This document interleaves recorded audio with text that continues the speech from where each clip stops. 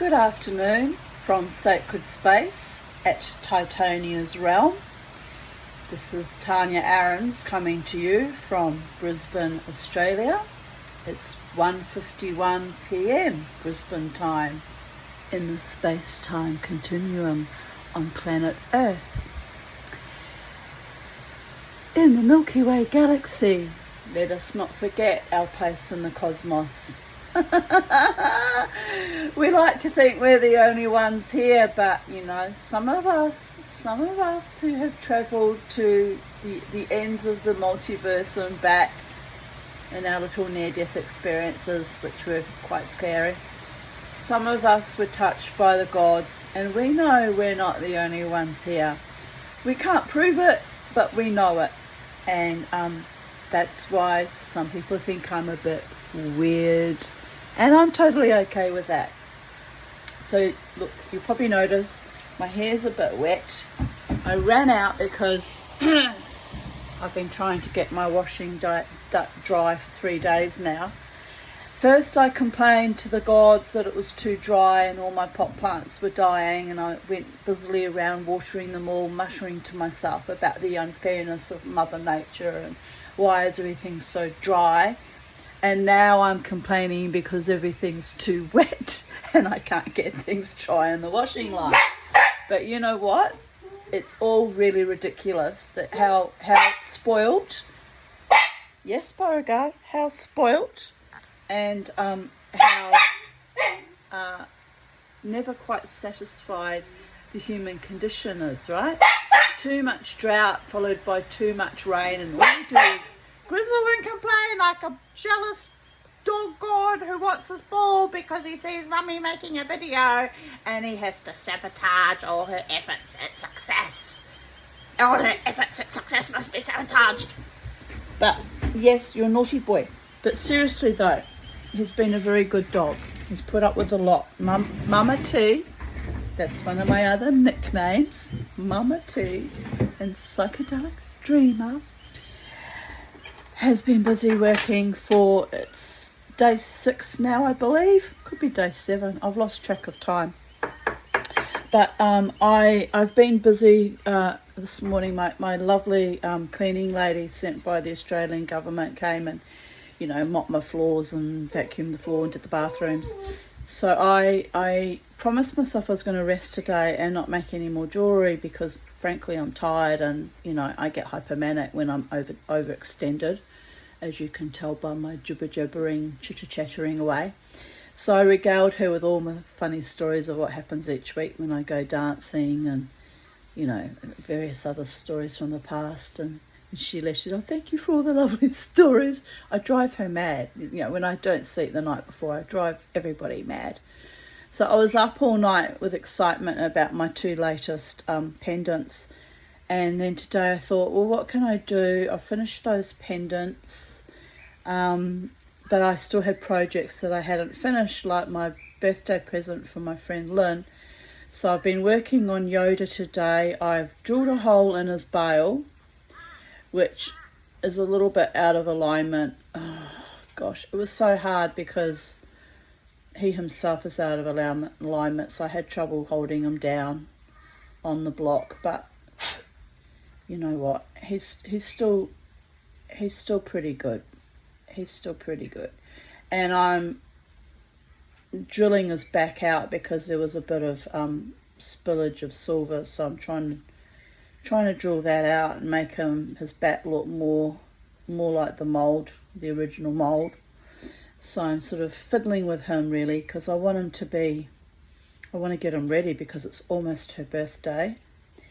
So, but anyway, he now has a hole drilled ready for some jump rings, which I will have to solder on as well.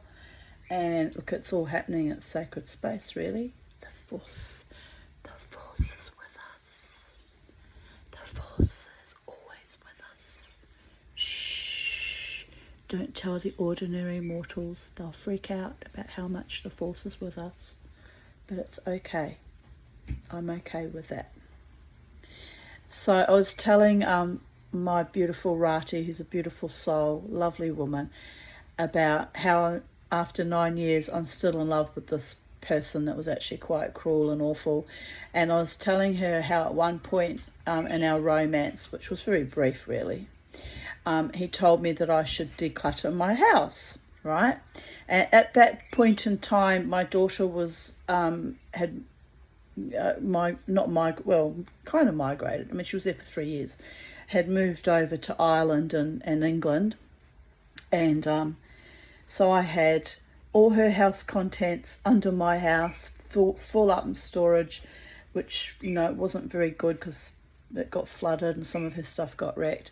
But I had a house full of her stuff and also underneath full up of her stuff. Then I had, you know, still a lot of my mother's chattels, which I've gradually let go of over time. And then my own stuff, right? So this was, when did I meet him? I met him in February 2014, we got together. So, probably must have been around about 2015. I think he came the last time he came to my house, and it was quite nice. He said, "I never came to your house again, and it looks like Grandma's house." Well, it is Grandma's house. Like, I inherited my mother's chattels. Of course, it's Grandma's house. Whose house would you like it to be? You know, which is partly why I've gradually let go of things. Get my own stamp on my home and my own energy. And have been very creative since about 2016, 17, making my own things and putting my own impression on this little house that I live in here at Sacred Space. So but I said to Rati, I said, one of the things he said to me was, you need to declutter your house, there's too much stuff. Well, where was I going to put it? Like, it was my daughter's, and she was in England. Like, what did he want me to do? Chuck it all in a bin and just be a complete awful mother? And, you know, it was, anyway. So I said to her, I had a funny thought. I said to her, one of the funny things I said to him was, you know, a few years later, I said, well, I've decluttered, including you. And he's,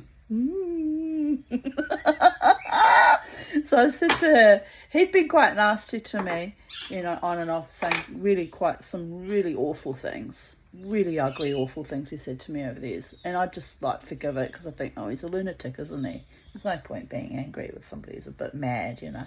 And he used to tell me that I was mad. Well, I am a bit mad because only a mad woman would stay in love with someone who was sadistic and callow and cruel, and quite frankly stingy as well. But anyway, here we are. I decluttered him. Anyway, but when I told Rati, she said, what a great comeback to say I've decluttered, including you. And we were laughing about that. So anyway, life is very weird, but it's also magical and beautiful. And I'm still waiting for my one true love, whoever that entity might be. It's probably in another planet far, far away with Yoda. Maybe Yoda's my man. I don't think so, though, because he's a fairy and I'm a mortal. I do have a little bit of fairy energy, I guess, with Titania's realm. But also, I did attract very short, weird, hobbit-looking men at the casino. It was a very nice man, crazy, but nice, who used to carry on a bit like Rumpelstiltskin. Actually looked a little bit like Rumpelstiltskin. And he used to also be quite mean to me.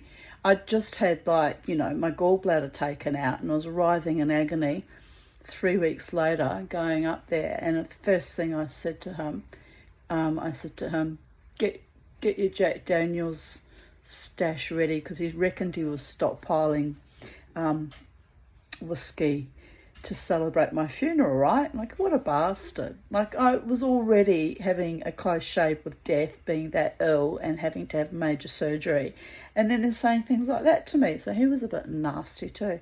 So in a rage, because actually I did nearly die during that surgery. I came very close to dying. So I, 3 weeks later after the surgery, I dressed up, put on makeup, and I was in that much pain. I was still having to hold my drained sight, you know, it really hurt. And I'm trotting in on high heels, and I get down, dancing away my celebration of my survival and of life, you know, my wildness, no Beauregard, and my freedom and my vitality, and literally my coming back from the brink of death, literally. And so little Richie Rumpelstiltskin man, right, with his own PTSD because he's he's a Vietnam War veteran, so I forgave him because he's mad and damaged like many of us who've faced death too many times. Mad and not necessarily crazy, but mad as in eccentric and unusual and a bit odd, So he turns up, and I said to him, "You," and he's like, "Oh," he's American. "Oh, what have I done?" I said, "You've pointed the bone at me for the very last time." He said, "What do you mean?" I said, "I came close to death." I said, "Death was licking my eyeball." I said, "I was riding the last breath that was a red ribbon floating into eternity." He said, "Oh, really? Did you really?" And I said, "Yes." I said, "So how much Jack Daniels have you got stockpiled for my funeral? Because be ready, boy." I said, "Mama T is coming." And I said, "But not today, but not today."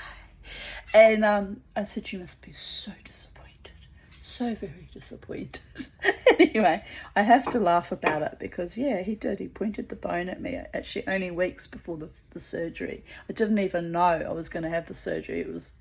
They just threw it at me at the last minute, and actually came as a bit of a shock. They literally only gave me 5 days notice. So that wasn't very nice either. But on the other hand, it was probably good that I wasn't stuck ruminating for weeks and weeks about this impending surgery, and they just, made me hit the ground running, right? So yes, I was thinking today about how magical and wonderful the universe really is, and how everything comes into perfect alignment and perfect timing. And, as I said to Rati, I don't understand why I love that man who was so vicious and cruel to me. I really don't. It's not logical. But then some of my worst enemies have been my greatest teachers. They have exemplified exactly who I do not wish to be, or who I do not wish to be with. And so every day we're celebrating our freedom and taking delight in my survival to thrival. It was one of the things I promised myself when I came back from that last near-death experience. Well, it wasn't the last one. There were a few scares like after that surgery later that year in 2019. It was a very bad year for me, actually. I nearly choked to death in November of that year. So I think there was one other thing where I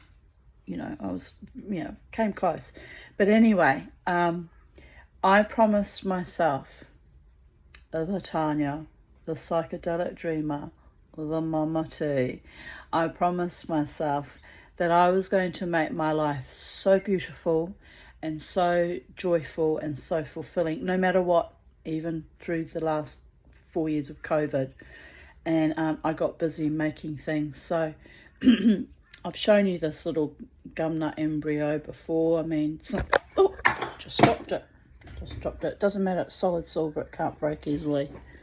But anyway, some people probably think it's a bit ugly and looks a bit alien, but it's from the inside of a gumnut, so I love it.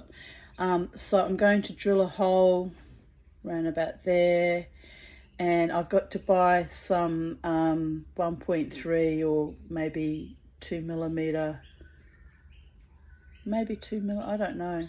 But anyway, I went to buy thicker sterling silver wire, which I'm going to ball up one end. This is my plan, people. I'll have the ball sitting inside the actual gum nut, and I'll have the wire come through, and then I'll make some sort of a artistic, crazy looking bail for it.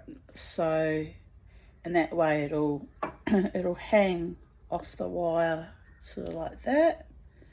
And that's my vision. That's what I'm planning right now. I would have drilled it already, but my bloody battery on my Dremel died. I need to buy a spare battery pack because it's driving me mad every time I'm in the middle of a job. Thing falls out of power, and then I have to wait half an hour for it to recharge. It's driving me crazy. I would buy a Fordham, but they're very expensive. They're nearly $1,000, and send money now. No, I don't. I actually had one of my Facebook friends offer to buy my beautiful blue Hawlite pendant with all the hearts that I made yesterday, and I wasn't willing to sell it, not at this stage anyway. I put heart and soul into that, and it was my first bezel setting, and I like to keep my first prototypes of things.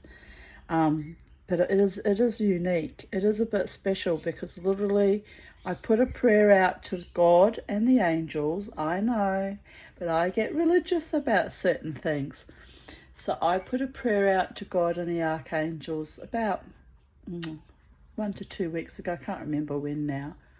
About a week or so ago. To help me, prosper and get better health and have true love and, have happiness and peace and joy in my life. And then almost as if magic happens, I started making this pendant and it just went so smoothly. Even though initially I didn't think I was going to be able to make it because I was having trouble soldering the embellishments on. About a day later, I actually asked my friend Peter down the road for advice. He said, you need more heat. You need more heat underneath. You got to get it all. And he was right. That's exactly what was wrong.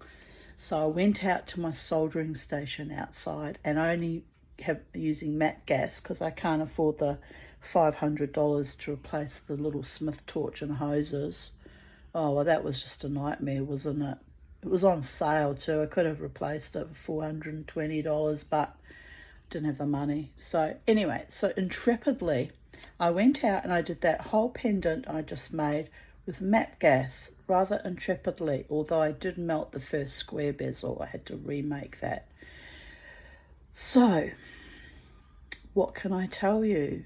The angels, the gods, the elementals, the fairies, my own spirit, my own inner muse, my inner child, my higher mind, the multiverse inspired me to make 2 beautiful pendants. And look, honestly, last night I was so high in a good way and excited about my achievements that I couldn't sleep all night. And I was a little bit upset because I chipped the moonstone on the pendant that I wanted for my daughter. And I'd managed to fix my blue Hawlite stone of all the scratches, like I sanded it with 600 grit, but now it's not shiny anymore, it's lost its sheen.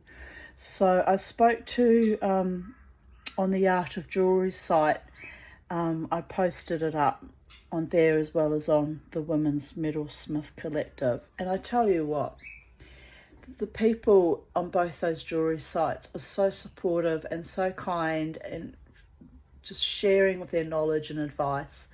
So there was a gentleman on the Art of Jewellery site who I happen to know works a lot with lapidary, which is grinding, gemstones and forming beautiful faceted stones, right? So I thought, well, he'll know what to do about my mistakes on my beautiful bezel setting stones. So I quite bravely at 2 o'clock this morning, because I got out of bed and had a meal because I was starving, didn't eat much yesterday with all the driven, book-ridden possession of making things. So I had the meal that was intended for dinner tonight. I had it last night at 2 o'clock in the morning. I thought, well, if you can't sleep and you're overly stimulated and you're hungry, there's only one thing to do, and that's eat. Anyway, so I went on Facebook and I was on the Art of Jewellery site, and I mentioned to this gentleman that I don't know what to do to fix the stones, and I don't want to necessarily take them out of the bezel, but I will if I have to, because I don't want the chipped stone. It just ruins the whole effect. Anyway, he was very sweet and kind and advised me what paper I need to sand down the chip and the scratches, and so and he even told me which was the best company to buy from that had the best price. So I did. I immediately bought that it wasn't terribly expensive, it was like $33.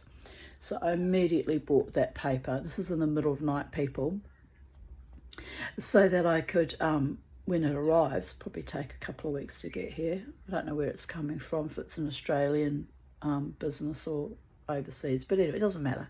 When it arrives, I'll fix up those little stones how I want them, because after all that work setting the bezel and everything and designing the surround and all that work, I want it to be perfect. I mean, it'll never be completely perfect because, I soldered the back plate on upside down, so the 9 till 5 is upside down. I mean, there's a few little flaws, but I want the stone to look as good as it possibly can, given that I didn't make the stone, given that I made the pendant and I fumbled on the stone, right? So, but this is how you know, people, that I'm passionate about having this all right, as good as I can get it, and that I'm taking great joy and delight in it, because all I think about now, instead of lying in bed moaning with men, please love me, I want you to love me, they never gave a fuck about me anyway. Not one of them really gave a stinking fuck about me, except just to use and abuse and cheat and lie and be all just horrible. So now my focus is on making jewellery.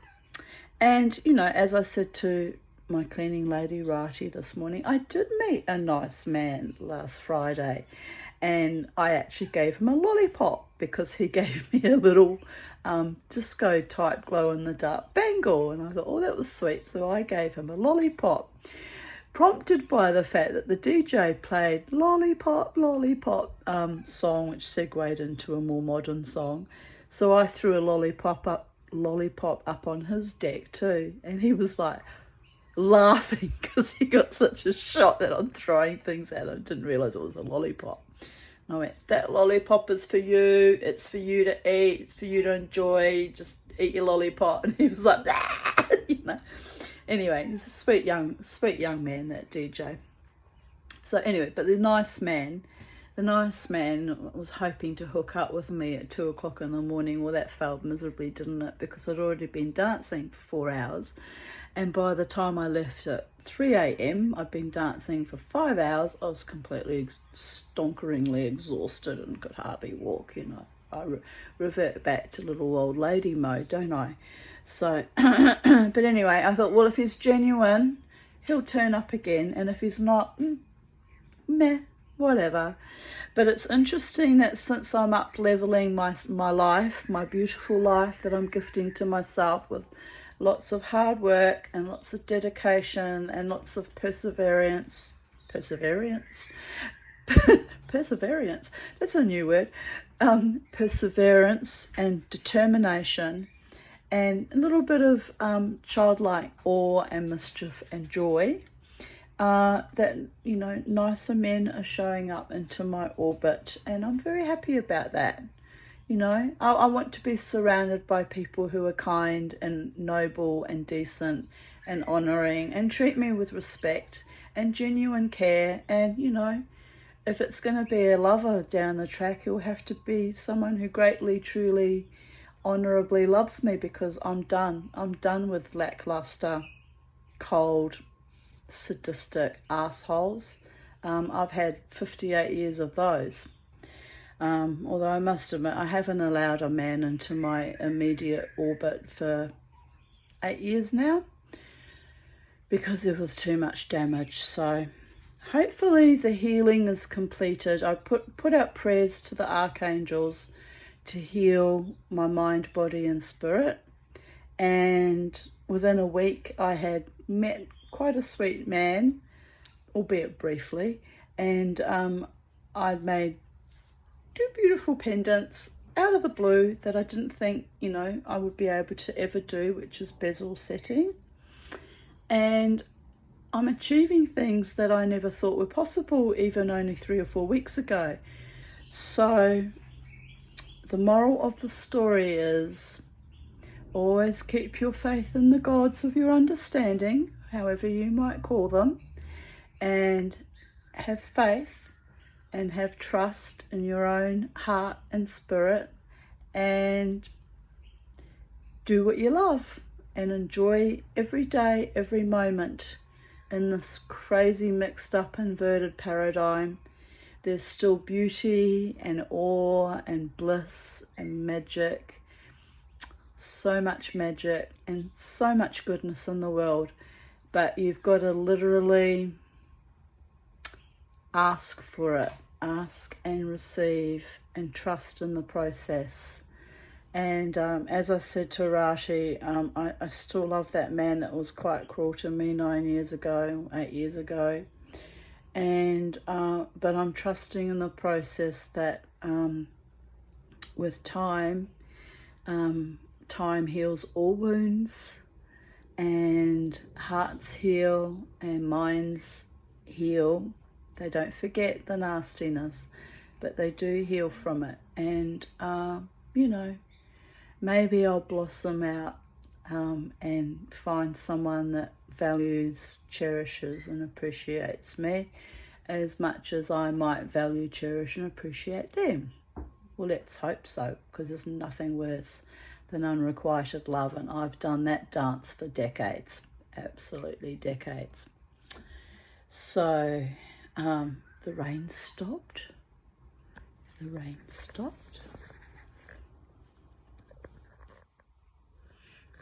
Charlie's out in her cage, and that blinking light of the blinking Dremel charger, it's still charging, so I can't do any drilling yet. Can't do any drilling or sanding yet, and it's frustrating. It's frustrating me in the middle of a job, but it's not the end of the world as we know it. I really probably should go and have a little nap because I'm quite tired after not sleeping most of the night again. But at least I'm not sleeping because I'm excited about life and excited about my little projects. Oh, look, I'll show you. Here's the first one I did was much smaller. It's just what comes out of the gum nut. So, and I'll just show you as a comparison. See how much smaller it is. There. Yeah. Are we there? Oh yeah, they're there. So they're quite cute, aren't they? I think they're quite cute. I'm tempted to colour them up with liver of sulphur so that they're all crazy rainbow colours. But then, I don't know, maybe they look better just plain silver. I have darkened them a bit so the details show up. My friend Jo goes, oh, you love that stuff. You love that LOS. You love it. Well, I do, look. Because it shows up the detail and, the crevices and the shadows. I was really happy. My little blue silicone. I need to buy more of these. I really like them. They're not good for my lungs though. But my little blue silicone things arrived yesterday just in time so I could get in and clean the inside of these gum nuts because I still had, muck and mud from casting clay and burn off. So I was able to get in there and give that a bit of a polish around. I couldn't really get into that one, but it's not too bad inside. It's not too bad. So so I was very excited about that. I've already worn the tiniest one off. Look, that didn't take long. I need to buy more of those. I mean, these few, they're like $17, which isn't a lot, but I thought that was dear considering there's only like 6 pieces. So, and they weren't like top brand ones, which would be a lot dearer. So that's annoying. That's a bit annoying. Everything when you make jewellery, all the equipment, all the tools runs to quite a bit of money, which is why I'm obsessed with actually making things, having something to show for all the equipment I've bought, right? Like behind me. It's like, it adds up and it's a lot of work and you got to pay for it. But I'm so weird. I had an offer of someone wanting to buy that pendant, and I couldn't part with it. So I'm not doing this for the money, people, yet. Part of it is I knew there were too many flaws on it, and I didn't feel good about charging money for it when it's not quite perfect. But then on the other hand, that's negative thinking, because this lady was really keen to buy it. So so part of it was because I've owned that particular stone for 33 years. I just don't want to part with it. It's mine, you know. I want to hold on to it.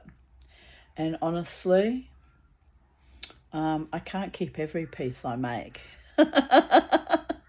But, you know, I've made a few gifts for people, close friends. Like this is for Lynn, and the other little square pendant is for Crystal, my daughter Crystal. And she also really loves the gum nut baby. So I'm going to put a like drill a wire and make a bail for that. And so she'll get that. I can always make more of these because I just need silver and I just cast it. It's not that hard. I mean, I'm getting good at casting now. I made so many mistakes, but I've learned how to cast now. So I'm very proud of that too, because that was actually advanced level silversmithing. So this is a gift from my friend Jared. I think I've showed you these before, but you know, look at it. It's so pretty. And moonstone. And this one is for my daughter Crystal. She picked the stone ages ago when I bought the stones. I bought them last year. So the company I bought them from got so excited that they saw of making jewelry with the stones, because I said to them, I'll buy more stones when I've made things from your stones, right? And I've only made 2 things from the stones I bought from them. And people are so desperate for money. Like, I get it. And so they immediately messaged me on Instagram and they were like, hello, how are you? In other words, don't forget about us. Please buy more stones. But I will buy more stones from them. But I told them that when I have made things from the stones I bought, and I've got quite a few more to make up. So I'm not going to buy more until I've made them all up, because it's just false economy. And what am I doing with hundreds of stones that I'm not making up? That's just wasteful. And I end up with stones like that blue one that's laid around for 33 years. It's just mad, really. So anyway, this is Crystal's pendant, and I've got to get a chain for it. I might make a chain, actually. Thinking about making a chain, but I have to buy more wire. But yeah, this has got a little chip in it because I made a mess of it. But you know what? It's not too noticeable. But I know I did that chip, so it is noticeable. Anywho, look,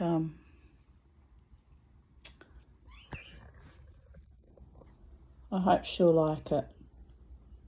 It's it's a square shape, but I put it in a diamond shape because she's a shaman, and it represents the 4 directions. But later on, I might actually make her a pendant that actually has the 4 directions and something shamanic to emphasize that, because I just love the colors in this. So this is what I'm doing now. Instead of having romantic frisson type paramours with men that are useless and cruel and sadistic, I made my life beautiful by creating jewelry and enjoying life in the zombie apocalypse. What else can we do? All the scientists are convinced we're all going to die by AGI, and you know what? It's all bollocks. It's all negativity. It's all end of the world is a nice scenario. It's very Christian, actually. And I'm a shaman too, and I don't subscribe to that negativity. Planet Earth will always be here and will always thrive with or without humans. But I'm convinced that the human species, will be here for quite some time. Quite some time. Eons, maybe. Provided we don't nuke the planet like stupid idiots that we tend to be. But I believe that there will be an intervention. Life always finds a way. I'm living proof of it, people, that life finds a way. I mean, look at me. Wet hair, AC/DC t-shirt, rambling on about my little pendants that are just, material fripperies that mean nothing in the broad scheme of things. Just been listening to a scientist on the Lex Friedman, somebody Hoffman, saying that everything is Maya and illusion and there is no reality. You know what? He might be right. They're talking about amplitude-hedrons, and that space-time is just a construct, and that none of this is actually real in the real scheme of things. Well, that's all very well, but have you stubbed your toe on some Lego or a piece of furniture lately? Have you had your gallbladder taken out? Have you had men put their hands around your throat and choke the living life out of you? Have you experienced pain in any real meaningful way? I'm telling you, it's as real as you can get when you're confronted with death.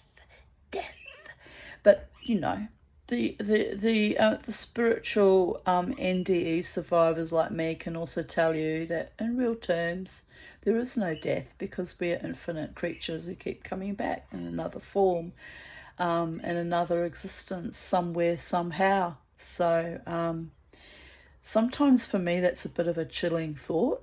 It's because I've had such a difficult life that I'm just tired. I like to just sit there, merge with the Ein Sof Or, my tiny speck of light, merging with the great sea of consciousness. And it's a lovely thought to think that I might just be for eternity and never get bored and never want to come back to planet Earth again and experience all these hardships and lessons that are meant to be good for my soul, right? Because I call bollocks on that, actually. I don't think hardships are good for the soul. I mean, they're growth experiences, and you sink or you swim, and you evolve whether you like it or not, because you don't have much choice in the matter. It's that or you've wasted your time being alive. But I think there's something bigger at play, something more mysterious, something more wonderful than we can ever imagine in our mortal ken and our physical bodies. And I think that I have hope that there's, something truly wonderful and amazing waiting for me when I transition this body. But I'm not in a hurry to do that anymore. I'm no longer chasing death like a like a rider in the storm.